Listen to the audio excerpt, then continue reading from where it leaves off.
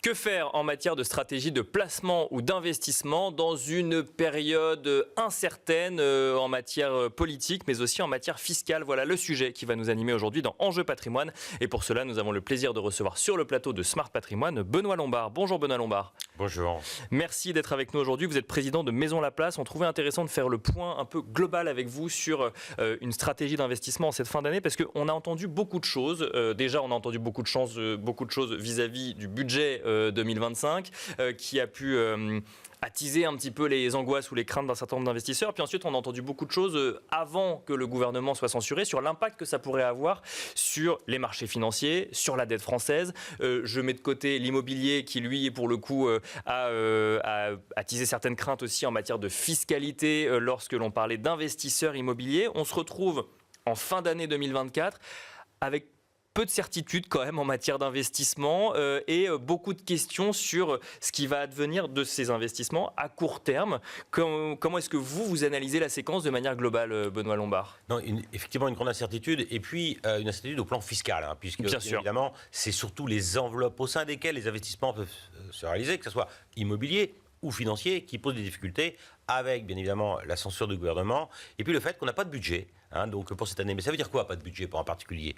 Ça veut dire non seulement, bien évidemment, au sens de l'État, on ne sait pas comment sera financée l'année prochaine. Bien sûr. Vraisemblablement, une loi de finances dite spéciale va sortir le 11, je crois, décembre, prochainement, et que cette loi fiscale va permettre simplement au budget de fonctionner. Mais en reprenant ce qui avait été décidé pour l'année 2024. En fait, on va faire un copier-coller, on va faire une transposition par effet miroir, si je puis dire, du budget 2024 pour 2025, qui va permettre trois éléments importants. D'abord, de pouvoir payer, bien évidemment, tous les fonctionnaires, bien sûr, qui est fondamental, et d'assurer la continuité de l'État et des services régaliens de l'État, mais aussi, bien évidemment, de pouvoir trouver le financement qui est nécessaire avec la faculté pour France Trésor, qui émet les obligations françaises, qui émet la dette française. Je rappelle, 270 milliards d'euros d'émissions en 2023, 2024, on est à un montant qui est encore supérieur, il faut qu'il puisse fonctionner. Et puis le financement de la Sécu. Ça, c'est au plan, on va dire, des institutions et de l'organisation de nos pouvoirs publics et du financement public. Maintenant, on a, pour les particuliers, une problématique qui est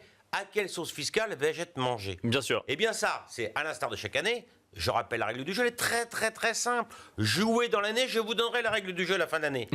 Bien sûr, ça n'a pas changé. Ça n'a pas changé.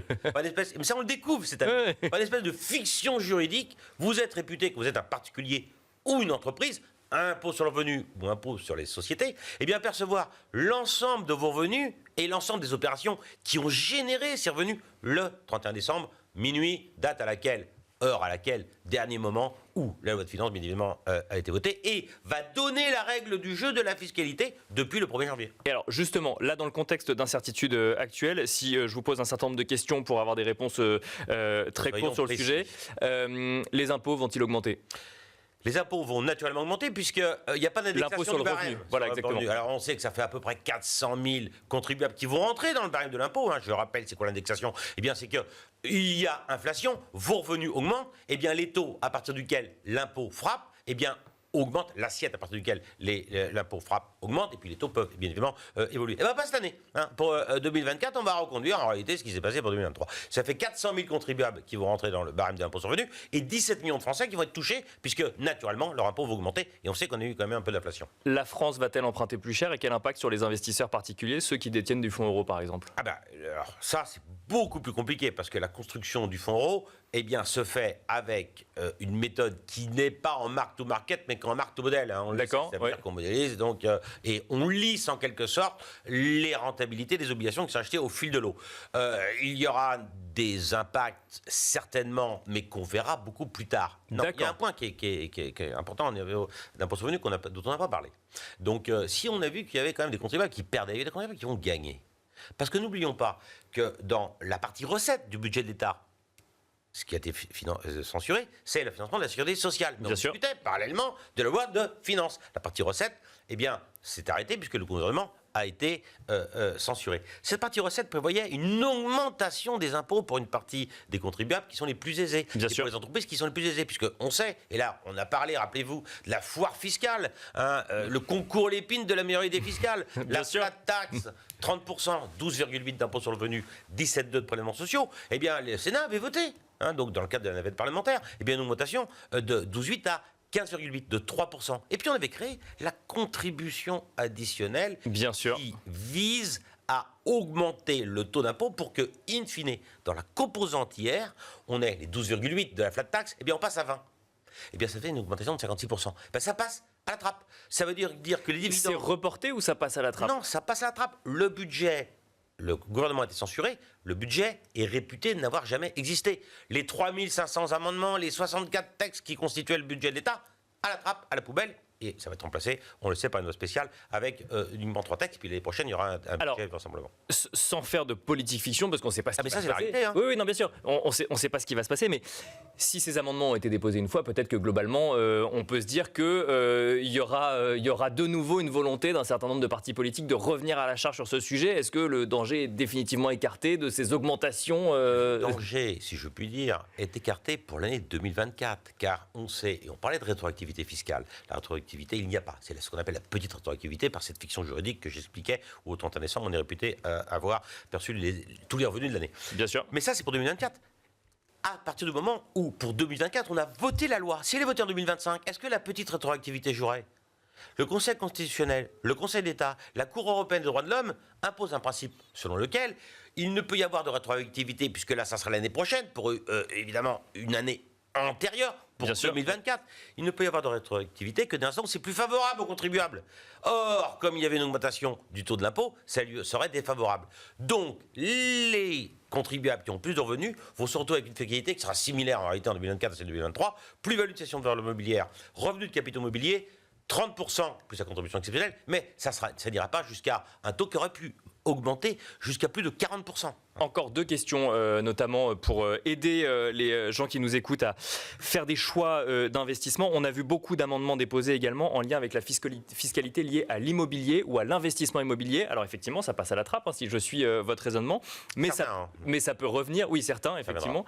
Est-ce que ça remet en cause la manière d'appréhender l'immobilier pour les années à venir ? Ça remet en cause. Vous savez qu'il y avait une fiscalité qui était à deux vitesses sur les investissements immobiliers locatifs, bien sûr, particuliers. Donc on essaie de cloisonner. Donc soit des revenus qui sont location nue, hein, vous louez un appartement, j'allais dire vide, avec un bail d'habitation qui est de 3 ans, et où là on a une fiscalité qui est l'augmentation, enfin j'allais dire la contribution des revenus fonciers rentre dans le cadre du barème de l'impôt sur le revenu et des prélèvements sociaux. Et puis on avait la location meublée, hein, les Airbnb, tous ces éléments-là, la location bien sûr, oui, de votre résidence secondaire durant l'été, donc pour une durée qui est temporaire, 1 an, pour des baux classiques, ou qui peut être uniquement pendant les périodes, par exemple, estivales ou à l'occasion de vacances hivernales. Et bien là, on avait une fiscalité avec à deux vitesses, puisqu'on avait la moitié, hein, donc les revenus sont considérés comme des bénéfices industriels et commerciaux, avec une fiscalité qui est obérée de moitié. Donc là, on remet la fiscalité à l'endroit, c'était plutôt pas mal. La tendance qui se dessine, naturellement, ça devrait revenir. C'est plutôt une bonne chose pour donner un peu de stabilité, donc, et donner la faculté, notamment dans les centres-villes, eh bien, d'avoir un parc locatif qui va augmenter. Donc c'est plutôt une chose qui est relativement favorable. Pourquoi, sur une durée longue, qu'on favorise, j'allais dire, d'avoir des particuliers qui vivent dans les villes, on a une fiscalité qui serait plus désagréable que lorsqu'on a les valises à roulettes qui viennent nous ennuyer tous les vendredis soirs. Franchement, c'est pas idiot. Autre question, on a beaucoup entendu avant la censure du gouvernement ce spectre un petit peu mis en avant qui était, si le gouvernement est censuré, les marchés financiers vont s'affoler et la situation va être très compliquée pour la France. Ça fait une semaine, on a vu la réaction des marchés financiers. Il n'empêche que l'idée reste là, à quoi s'attendre sur les marchés actions et comment appréhender surtout quand on est investisseur particulier et qu'on investit sur son assurance vie ou directement sur son PEA. Peut-être d'abord sur les marchés de taux. Hein. Donc, bien sûr, la première difficulté, c'est que, vous savez, à l'instar des particuliers qui aiment la stabilité fiscale, les marchés aiment une certaine stabilité. Bien sûr. Donc, le fait que la France, depuis la 5e République, depuis le 4 octobre 1958, on a des institutions qui sont stables. On a aussi des hauts fonctionnaires de grande qualité. On a un corps de fonctionnaires de grande qualité. Ça donne de l'assurance, tandis que, bien évidemment, notre endettement est très fort. Et si jamais on a un endettement qui augmente, je rappelle qu'on est dans des endettements à 115% du PIB, qu'on a les taux de prélèvement obligatoire les plus élevés en France, donc on se retrouve avec un endettement qui représente 3 228 milliards de mémoire. C'est fort. La stabilité, c'est les institutions et une qualité de fonctionnaire de haute qualité. Si les institutions commencent à défaillir, parce qu'on voit qu'on est en instabilité politique naturellement, c'est un élément de déstabilisation et naturellement, ça va nous amener progressivement à avoir des taux, à avoir des spreads, on l'a vu avec l'Allemagne qui se creuse, avoir des taux qui risquent d'être un peu plus élevés que ce qu'on a connu et donc de creuser la nouvelle fois le déficit public et la dette publique. Donc l'instabilité fait qu'on risque d'avoir des taux qui augmentent. Sur le marché des actions, on a des éléments qui sont un peu différents. Si on a vu, dans le cadre du budget qui a été censuré, une augmentation de l'impôt pour les entreprises les plus florissantes de notre économie, naturellement, ça fait d'autant moins de résultats. Et que donc, naturellement, ça dégrade un peu la valorisation. Donc, on risque d'avoir, donc, pour les mois à venir, un peu d'incertitude qui va nous donner une observation sur le marché de taux et le marché actions, avec encore une attention particulière. Et aujourd'hui, il est encore un peu tôt pour essayer de se prononcer de fait évidemment cette instabilité. Qu'est-ce qu'on fait quand on est particulier à fin 2024 On est beaucoup en observation quand même, j'ai l'impression. Mais... Donc, une observation. Alors, il faut savoir qu'on a quand même des enveloppes fiscales qui demeurent privilégiées. On a le PER en fin d'année, quand même, il ne faut pas l'oublier. On a l'assurance vie qui est relativement stable. Les fonds euros qui ont une construction qui se construit dans le temps. Bien sûr, vous l'avez mentionné tout à l'heure. Des vicissitudes. On a des marchés actions qui peuvent toujours demeurer satisfaisants. On a des produits structurés sur lesquels on a des protections, des barrières de protection très intéressantes. On a le private equity aussi, où là on voit qu'on a une durée qui est longue et on a un peu aussi, on est un peu à l'abri de l'instabilité de la cotation quotidienne, si je puis dire, avec cette espèce d'élément salvateur dans le private equity, qui est le fait qu'on a la durée devant nous sans pour autant avoir la cotation jour le jour. Et ça, c'est un point qui est important. Donc on a plein de choses à faire. On a un peu aussi d'attention, on a un peu de regard avec du repos. On prend son temps. On attend de voir un peu comment les choses vont se passer et puis après on pourra arbitrer. Même question quand on est conseiller en gestion de patrimoine. Du coup, on a un peu plus de difficultés à conseiller ses clients en fin d'année. C'est naturellement plus complexe, puisque nous ne sommes pas des magiciens. Nous observons les marchés, nous observons bien évidemment les constructions du budget, nous observons l'instabilité politique et on est là pour essayer d'être un filtre auprès de clients. Ça peut différer certaines opérations, donc dès l'instant où on s'interroge sur quelle sauce fiscale serons-nous mangés demain. Je rappelle qu'en France, on a les plus forts taux de prélèvements obligatoires, je l'ai dit tout à l'heure, je le répète, les Français payent beaucoup d'impôts, et ça serait peut-être bien qu'on calme un peu le jeu pour donner cette stabilité tant attendue. Merci beaucoup Benoît Lombard de nous avoir accompagnés dans Smart Patrimoine. Je rappelle que vous êtes président de Maison Laplace, merci beaucoup. Et quant à nous, on se retrouve tout de suite dans l'œil de l'expert.